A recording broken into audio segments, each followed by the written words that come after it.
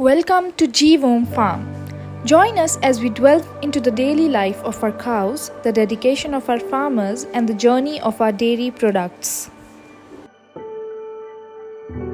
Jeevom Natural is not just a farm, it's a place of learning. Regular sessions is being hosted to educate people about farm, the breeds of cow, their food, and the importance of dairy farming. अब ये देख रहे हैं कि यहाँ पे गाय कैसे पालते हैं, है ना।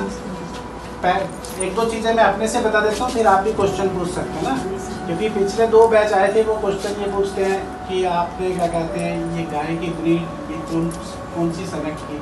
आपको बताया हमारे पास 2 तरह की है, हमारे पास गिर है, साहिवाल है, 5 गिर है, 5 साहिवाल है, 1 मिक्स है। और बोले कि ब्रीड क्यों सेलेक्ट की, ये वाली क्यों की, क्या सोच के की। तो हमने ये फार्म जो था करीब लास्ट दिसंबर में शुरू किया था 2020 में, है ना। और ये दिसंबर में 2 साल हुए, अभी 2 साल नहीं हुए। सॉरी मैं एक बार इंटरप्ट करूँ, पहले अपना इंट्रोडक्शन दे दीजिए, आपने फार्म क्यों स्टार्ट किया वो उनको एक बार बता दीजिए, कैसे आप फार्म पे आए कैसे। अच्छा, मैं मतलब डॉक्टर रेनू, डॉक्टर ममता है, ये हम लोग की पशु सखी की ट्रेनिंग की ग्रुप। मैंने 30 साल जो है ना ऑयल एंड गैस में काम किया, तो पेट्रोल निकालते हैं ना वो वाला काम। उसमें 10 साल मैंने इंडिया में काम किया, बॉम्बे हाई में। 20 साल में क्या कहते हैं दूसरे देशों में था, उसमें अफ्रीका था, ईरान था, मलेशिया था, वियतनाम था, फिलीपींस था, है ना। तो जितने कंट्री है, बहुत सारे कंट्री क्या कहते हैं 20 साल से वहाँ पे काम किया। फिर जब काम कभी ना कभी तो बंद करना होता है, एक मन में इच्छा होती है कि यार आपको करना है। नौकरी तो आदमी इसलिए करता है ना कि पैसे कमाने हैं। एक ये होता है कि आदमी ये भी सोचता है मैं क्या करूँगा, मुझे भी कुछ करना है। तो फिर हमने जब पहले सोचा यार गाय रखनी है। और आज से 8-9 साल पहले हमारे ये जो काम कर रहे हैं ये लोग यहीं रहते थे, मैं तो बाहर था। तो इनको हमने 2 गाय लेके दी। एक आपको दिख रही होगी वो काली सफ़ेद सी गाय थी, पता नहीं देखी या नहीं देखी, वो छाया में होती है ना, अंदर रखी है। और एक गाय और ली थी। तो हमें गायों का कुछ नहीं पता था, तो हमें तो लगता था काली सफ़ेद जो गाय है ये बहुत बढ़िया, देखने में अच्छी लगती है, वो गाय लिया है। जब ये सोचा अब गाय पालनी है, तो फिर जब गाय को रिसर्च की, फिर समझ आया कि यार जो गाय जो असली गाय होती है वो हमारी जो देसी गाय है वही गाय है, उसका ही दूध शुद्ध होता है ना। कुछ लोग साइंस बैकग्राउंड से होंगे, मैडम है, क्योंकि जो जिस गाय की पीठ फ्लैट होती है ना, जिसमें कुबर नहीं होता, जिसके झालर नहीं होती, वो होती है बोस टॉरस, है ना, वो विदेशी नस्ल है। और जो हमारी वाली है वो है बोस इंडिकस, है ना। तो जब हमें ये समझ आया तो हमने कहा इंडियन ब्रीड पे काम करना है। जब इंडियन ब्रीड ढूंढनी शुरू करी तो सबसे पहले देखा हमारे उत्तराखंड में कौन सी गाय होती है, उत्तराखंड में बद्री होती है ना। लेकिन अब हमें ऐसा काम करना था कि हम क्या कहते हैं गाय अपना खर्चा खुद निकालें। अगर मैं बद्री रख लेता, मैं बद्री पालता रहता, कोई फ़र्क नहीं पड़ता, है ना। तो फिर क्या होता है कि वो बद्री को हम एस्टेब्लिश नहीं कर सकते क्योंकि हमारी एक्सपर्टीज़ नहीं है।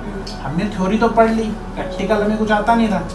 तो हमने फिर सेलेक्ट की ऐसी गाय होनी चाहिए जो दूध ठीक ठाक दे, ताकि उसके बेस पे हम लोगों को ये समझा पाएँ कि यार इन गायों को रख के भी आप सस्टेन कर सकते हैं। तो हमने क्या कहते हैं, हमें पता था ये गाय भी, लोग बोलते हैं कोई 18 लीटर देगी, 20 लीटर देगी, कोई गाय देती है ना, ऐसा नहीं कि सारी।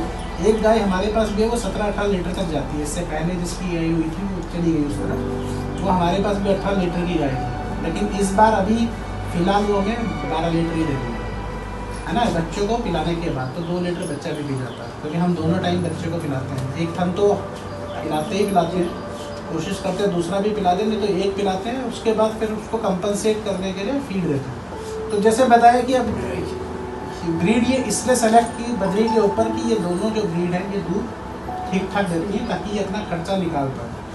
तो आपको बताता हूँ, हम डेफिनेटली प्रीमियम रेट पे दूध बेचते हैं जो दूसरे नहीं बेच पाते हैं, लेकिन हमसे भी महंगा दूध देहरादून में लोग बेचते हैं। इन गायों का दूध हम 125 रुपये लीटर बेचते हैं, है ना।